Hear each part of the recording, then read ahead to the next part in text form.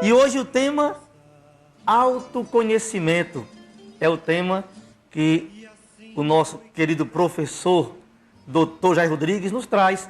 E eu já quero acolher aqui para, sem perda de tempo, falar sobre esse tema tão importante. Bom dia, meu amigo, Dr. Jair Rodrigues, seja muito bem-vindo mais uma segunda-feira ao nosso programa. Obrigado, Alberto. É um prazer estar aqui com vocês todas as segundas-feiras. Quando não dá certo ser aqui ao vivo, eu já sinto falta. Então, eu me sinto muito feliz em estar aqui com vocês, partilhar um pouco sobre saberes psicológicos para nos ajudar a viver melhor com a gente e com as outras pessoas. Amém. Então, olha, já quero convidar você, olha, fique bem atento a esse tema, tá bom? Se você quiser até note essas respostas, né? Quem sabe até também faça a sua própria pergunta, né? Se quiser, nos mande também pelo nosso WhatsApp, tá bom? E eu já quero começar aqui, claro, lembrando a você, o tema já está na sua tela, o tema é autoconhecimento, tá bom? E a nossa primeira pergunta, que eu já vou trazendo aqui para o Dr. Jair Rodrigues. Dr. Jair Rodrigues, o que significa autoconhecer-se? Um desafio que sempre bate à nossa porta, principalmente quando somos incomodados por alguma coisa, quando somos exigidos para tomar alguma decisão, escolha profissional, mudança de direção na nossa vida. Sempre a gente está ali se deparando com: eu quero mesmo isso, eu gosto mesmo disso. O que será realmente que é melhor para mim? É uma das formas de mostrar que o autoconhecimento está sempre batendo à nossa porta. Mas o que seria então autoconhecimento? Pela origem da palavra, a palavra vem da língua grega. Autos significa si mesmo, próprio. Conhecimento, a gnose, episteme, se refere à capacidade do indivíduo de perceber-se, analisar-se, compreender-se. Como isso é importante, mas ao mesmo tempo desafiante. Primeiro porque, como já disse outras vezes, muita gente foge dessa experiência porque vai ter acesso a questões que mexem profundamente consigo. Mas desde o oráculo de Delfos que está aí o desafio: conhece-te. Mas é importante esclarecer de fato o que é esse autoconhecimento. Algumas pessoas acham que autoconhecimento se refere a estabelecer vários adjetivos que lhe classifiquem. Quem é você? Aí lá vai você dizer: eu sou uma pessoa extrovertida, eu sou uma pessoa dinâmica, eu sou uma pessoa que se chateia facilmente quando alguém pisa no meu calo. Ah, então eu estou me conhecendo. Olha, gente, quando nós falamos em autoconhecimento, vai muito além de usar adjetivos ou uma lista de características que te identifiquem. Primeiro porque, observe, seria autoconhecer-se a busca por padrões, por estabilidades, mas o ser humano é um ser dinâmico. Talvez a pessoa que você é hoje não é a mesma de ontem, porque teus conceitos mudaram, tuas experiências são outras, e nós estamos sempre nos transformando. Então, o que é realmente esse tão propalado e divulgado autoconhecimento, inclusive, como algo tão importante? O que é isso? Na prática, implica em um considerar-se.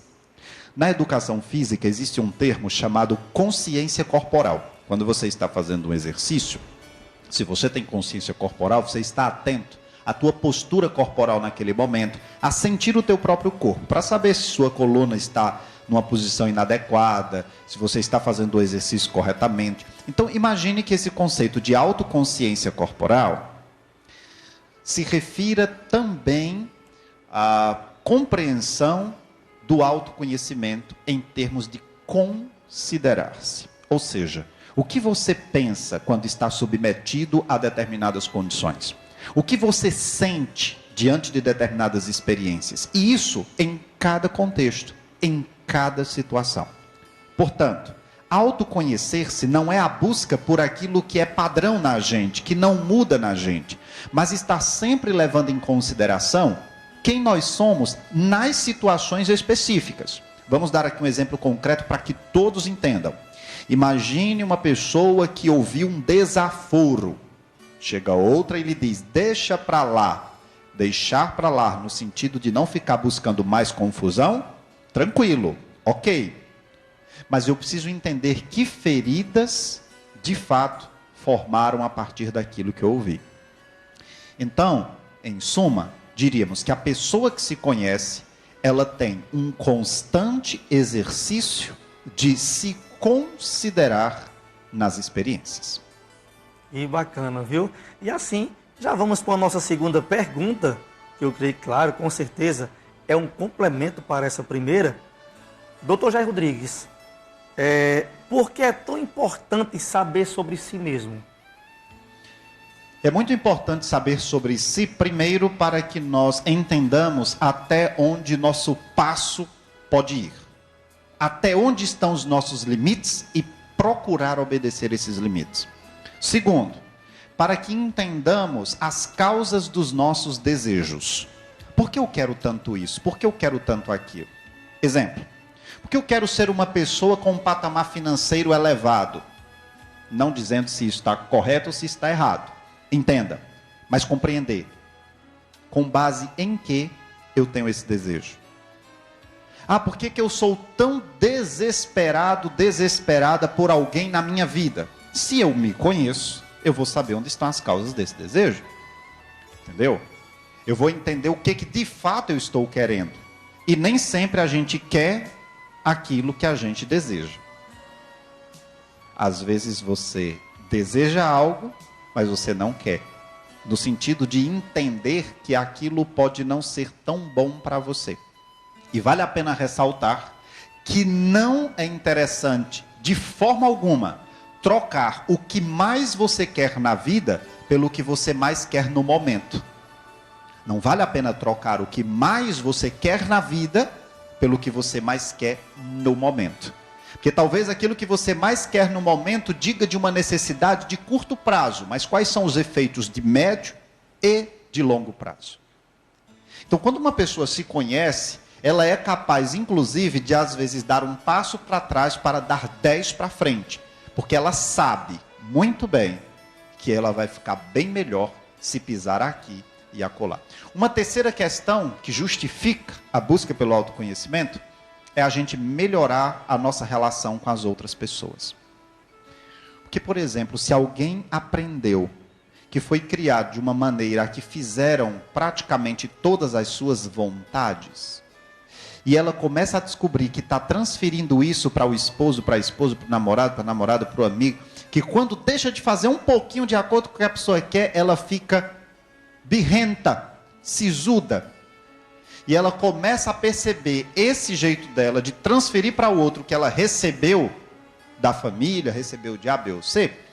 Então ela tem uma tendência maior a se conscientizar de que aquela atitude de esperar que o outro faça simplesmente o que eu quero não vai lhe ajudar. Então, minha gente, veja como é importante essa capacidade de se considerar. Por isso que eu digo, é um desafio, sim, mas as consequências podem ser muito boas para você. Tranquilo, meu amigo. Que maravilha, viu? Que bom mesmo. E eu já vou aqui com a nossa próxima pergunta. Dr. Jair Rodrigues, quais as formas para conhecer melhor a si mesmo? Para que a gente conheça melhor a gente, precisamos lidar com a diferença. Estar na relação com as outras pessoas e começar a se observar nessa relação.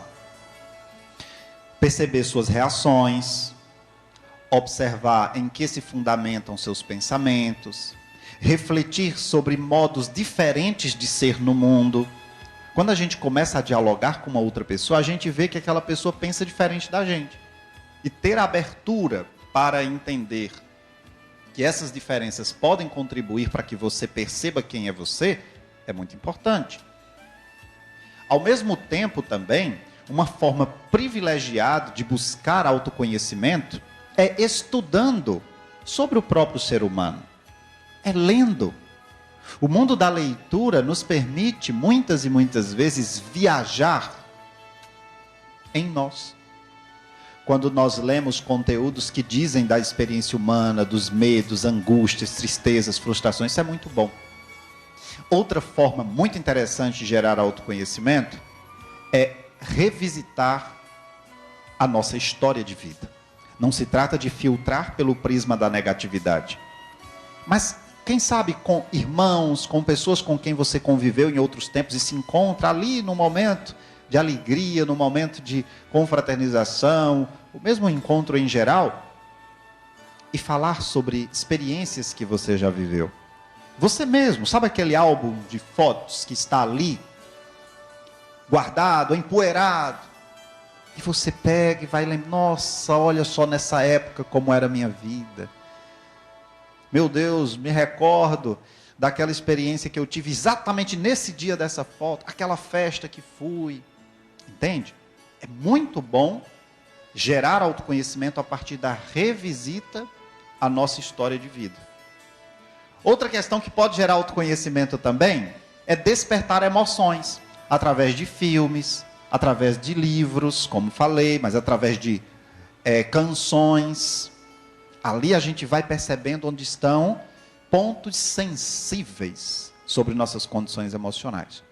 E aí, é claro, que uma outra forma sistemática e profunda é a psicoterapia, com um psicólogo que vai justamente te conduzir, te oportunizar que você investigue, mergulhe em você mesmo. E um dos desafios, Alberto, de uma psicoterapia que visa autoconhecimento também, claro, é o paciente se dispor a se ouvir. Porque quando a gente fala o que a gente está sentindo e o que a gente está passando, tem um peso gigante, principalmente conteúdos que favorecem culpa, entende? Então é interessante observar isso. O autoconhecimento advindo de um processo psicoterápico super válido. Que bacana, viu? E assim, vamos para a nossa próxima pergunta, não é verdade? Doutor Jair Rodrigues, por que as pessoas fogem desse encontro consigo, né? Será por quê, né? Existem várias razões. Uma, podem ter ouvido que são importantes, mas a elas não lhes foi dada importância. Percebe a diferença? Ah, você é meu filho, você é minha filha, você é muito importante. Mas foi dada importância? Agora vamos ser concretos aqui para que todos entendam o que é esse dar importância. Sabe aquele momento que o filho, a filha acordou de madrugada dizendo que teve um pesadelo? E foi deixado sob um, entre aspas, consolo de vai dormir porque isso foi só um sonho. Quem perguntou o que você sentiu quando se deparou com a morte daquela pessoa tão querida? E muitas vezes não te deu espaço, né, para você falar. Então, por que às vezes as pessoas fogem do autoconhecimento? Porque muitas vezes não lhes fora dada oportunidade para que pudessem ser quem são. Exprimir o que estavam naquele momento desejando exprimir. Então não tem costume disso. Não tem costume de se considerar nas experiências, entendeu? Isso é doloroso, isso é difícil. Foi-me dada importância? Outro motivo pelo qual as pessoas fogem é porque muitas vezes elas acreditam que vão ser punidas e julgadas pejorativamente quando expõem suas limitações. Vivemos numa sociedade de cobranças por competências, né? Porque possamos dar conta de tantas coisas que são nos colocadas. E se valoriza muito a pessoa forte. Porque a pessoa forte, a pessoa inquebrantável, ela é vista com um olhar de admiração, mas ela paga o preço da pessoa dela. Por que você tem que ser forte o tempo todo? Por que você tem que mostrar para as outras pessoas que você é sempre muito capaz? Lá no fundo talvez seja porque não se sente efetivamente capaz. Então, quando eu tenho oportunidade de falar sobre mim e vejo que vou ter que falar sobre fragilidades e quero sempre mostrar força, então dói, então é desafiante. Para você se humanizar com as outras pessoas, é preciso humanizar-se consigo, quase que redundantemente, mas humanizar-se consigo mesmo. Se não respeitaram tuas emoções, teus sentimentos, tuas opiniões, teus quereres, que tal você próprio aprender a respeitar? E isso pode ajudar você a desenvolver uma habilidade social fantástica, chamada assertividade. A pessoa que se conhece bem, ela é mais assertiva. Ela sabe dizer sim quando é para dizer sim. E ela sabe dizer não quando é para dizer não. Porque ela está segura de si mesma. A insegurança é uma das consequências da falta de conhecimento sobre si. Eu estou inseguro, eu não sei se eu tomo essa decisão, se eu tomo aquela outra, se eu faço isso, se eu faço aquilo. Você está inseguro? Não é simplesmente em relação à decisão a ser tomada. É inseguro em relação a você. Sobre, por exemplo, como você vai se sentir se tomar a decisão errada. Eu não vou saber lidar com as emoções ruins advindas de uma decisão errada. Então você não se conhece bem. Portanto, algumas pessoas também fogem de se conhecer adequadamente, porque, além de não terem tido oportunidade para falar, não foram dado importância, além do motivo da própria pessoa ter dificuldades em falar sobre suas próprias fragilidades porque quer se mostrar forte, muitas vezes a pessoa está insegura justamente porque não tem acesso, não dá espaço a si para deixar vir à tona o que sente, o que pensa, o que quer. Isso mesmo, doutor. Professor doutor Jair Rodrigues, essa próxima pergunta eu creio que ela vem para nos ajudar, né? Você que ainda tem dúvida sobre si, se eu tenho dúvida sobre mim, você dúvida sobre se você se conhece de verdade, né? Então é uma pergunta que vai nos motivar a, quem sabe aí, buscar uma ajuda para se conhecer melhor, né? Então a pergunta é: qual o papel da psicoterapia na construção do autoconhecimento? Um papel gigante.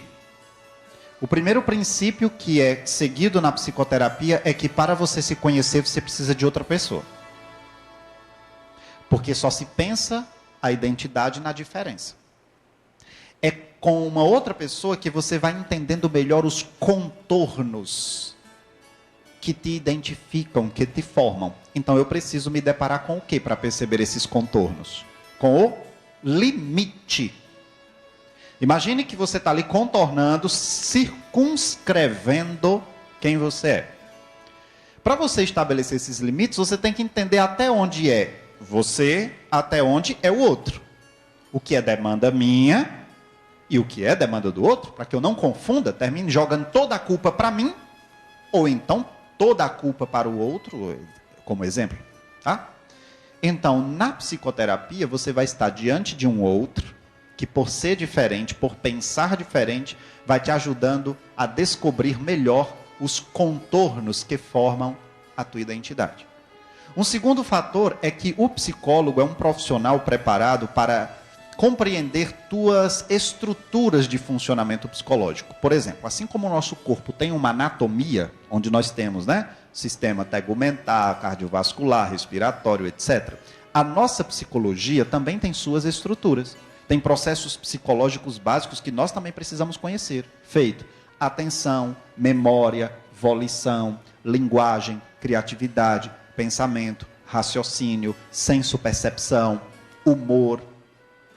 Quando estou sofrendo, o que está na conta do humor, o que está na conta da personalidade, o que está na conta do pensamento obsessivo, o que está na conta da emoção, que é diferente do sentimento. Então, numa psicoterapia, eu começo a me organizar enquanto ser humano, compreendendo estas estruturas de funcionamento, mas ao mesmo tempo, estou ali com demandas emergentes, um problema que estou passando, uma dificuldade na relação conjugal, na educação dos filhos, com um transtorno específico, como de ansiedade, por exemplo. Ali vai ser feita uma investigação sobre possíveis causas, como aquilo se constituiu, como aquilo se manifesta na sua vida e quais estratégias de enfrentamento você tem. E tudo isso vai gerando autoconhecimento. Devemos entender, para fechar, que autoconhecimento não é um curso de final de semana que você faz, nem é um conceito que alguém diz sobre você e que te definiu. Ou seja, quem eu sou. Vou dizer algo aqui muito forte no final da nossa entrevista, meu amigo Alberto. Muitas vezes, para que a gente possa se conhecer, é preciso descobrir o que nos toma, o que nos rouba. Às vezes você está numa relação que roubou você de você mesmo. E para você poder se conhecer, você vai precisar tirar aquilo que está te abduzindo, tirando você de você próprio. E deixar fluir, de fato, quem você é, em detrimento de tantas amarras e expectativas que criam sobre nós. Porque somos roubados de nós quando nos formamos a partir do objetivo de atingir as expectativas das outras pessoas. Não que nós tenhamos que abrir mão disso e agir até de forma ilegal, imoral e assim por diante. Não é isso. Mas eu preciso me considerar como pessoa, como sujeito. Para que eu não seja um polido sujeito consumido às custas de uma tolhida pessoa. Eu preciso deixar vir à tona coisa. Por isso, quando alguém me pergunta assim, e você que conversa tanto comigo, você pode me dizer quem eu sou? Ainda bem que eu não tenho uma frase, uma palavra que defina quem a pessoa é. Porque a partir do momento que eu dissesse quem a pessoa é, aquilo não é aquela pessoa. Aquilo é o que eu estou interpretando sobre ela, e talvez aquilo sirva para falar de uma porção, talvez pequena, de seus comportamentos. Mas isso não dá conta, absolutamente, não dá conta daquilo que o indivíduo é. Nem talvez do que ele seja amanhã, nem depois de amanhã. Por isso que defendo a tese. Autoconhecimento toca em autoconsiderar-se. Em o que estou pensando hoje, sentindo hoje, fazendo hoje, nesta situação, e vou agir diferente naquela outra e tal. E assim eu vou tentando me perceber, não de forma egoísta, mas considerando-me num sentido de perceber onde estão meus alcances e limites, e uma boa psicoterapia pode te ajudar nesse caminho. Que maravilha, muito bom, viu? Eu sei que você que está em casa aí deve estar amando esse tema de hoje, e até uma provocação, né, para todos nós, porque eu falava aqui no começo do nosso programa, será que nós nos conhecemos de verdade, né? E eu creio que todos os dias é dia de aprendermos um pouco mais, até mesmo sobre nós mesmos, né? Então, estamos aqui, né, com o Dr. Jair Rodrigues, psicólogo, em mais um momento com o psicólogo, e trouxemos para você esse tema muito relevante, e creio que você gostou.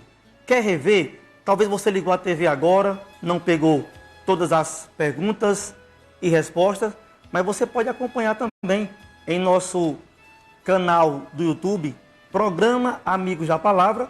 Daqui a pouquinho já vai estar lá disponível para você rever, até se você quiser também, esse nosso programa, né? Então, que bom, espero que você tenha gostado, né, desse nosso tema de hoje, autoconhecimento, com o Dr. Jair Rodrigues, em mais um momento com o psicólogo.